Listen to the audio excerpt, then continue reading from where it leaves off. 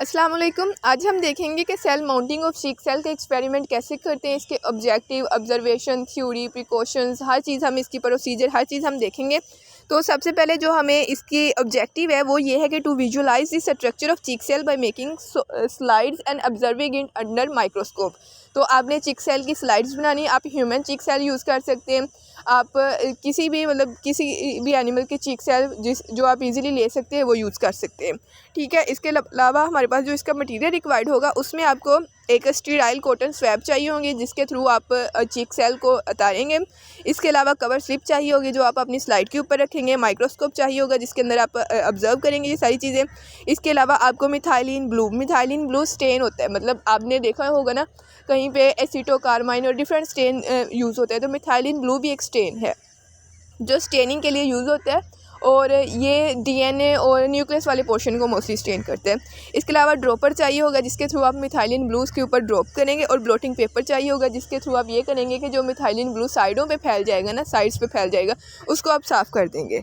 तो सबसे पहले थ्योरी में ये आता है कि tissues that line the inside of mouth और बेसल म्यूकोजा, जो आपकी इनसाइड को लाइन करते हैं ना उसको बेसल म्यूकोजा कहते हैं, और उसमें जो सेल्स होते हैं ना उसको हम चीक सेल्स कहते हैं। तो मिथाइलिन ब्लू जो है वो उसके बारे में थोड़ी सी डिटेल लिखी हुई है कि वो स्टेन है जो नेगेटिवली चार्ज पार्टिकल्स को स्टेन करते हैं, स्पेशली डीएनए और आरएनए वगैरह को।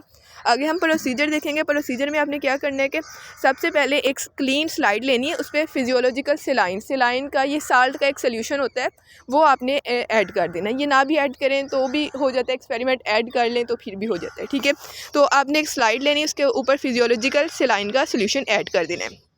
उसके बाद आपने क्या करना है, कॉटन स्वैब लेनी है, उसको आपने जेंटली स्क्रैब करना है अपने माउथ की इनसाइड पे, मतलब जहाँ पे आपके चीक सेल्स आपको मिल सकते हैं। उसके बाद उस कॉटन स्वैब को आपने स्मीयर कर देना है स्लाइड पे। उसको स्मीयर करने से ये होगा कि उसके साथ जो सेल्स लगे होंगे ना वो स्लाइड पे लग जाएंगे, यानी 2 से 3 सेकंड के लिए आपने सिलाइन वाली जगह पे उसको स्मीयर कर देना है। उसके बाद आपने उसके ऊपर मिथाइलिन ब्लू का ड्रॉप डालना है जो आपने अभी ऐड किया होगा स्मीयर। ठीक है, और उसको बाद में अपने स्लाइड के ऊपर कवर स्लिप रख देनी है और माइक्रोस्कोप में ऑब्जर्व करना है। जो साइड्स पे फैल जाएगा ना आपका मिथाइलिन ब्लू का सोल्यूशन, उसको आपने ब्लोटिंग पेपर से साफ़ कर लेना है और अपनी ऑब्जर्वेशन ले लेनी है।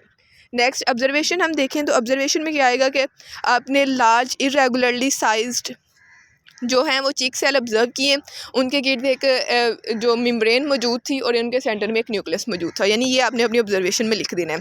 इसके अलावा प्रिकॉशंस है, प्रिकॉशंस में आपने जो स्वैब्स हैं वो स्टीराइल यूज़ करनी है, साफ़ सुथरी यूज़ करनी है। स्लाइड्स आपकी साफ़ सुथरी होनी चाहिए और कवर स्लिप्स को आपने वेहेमेंटली नहीं रखना ताकि जो सेल्स है उनका स्ट्रक्चर ख़राब ना हो। तो ये था चीक सेल की माउंटिंग का एक्सपेरिमेंट। आई होप आपको समझ आ गई होगी। जज़ाकल्लाह, थैंक यू वेरी मच।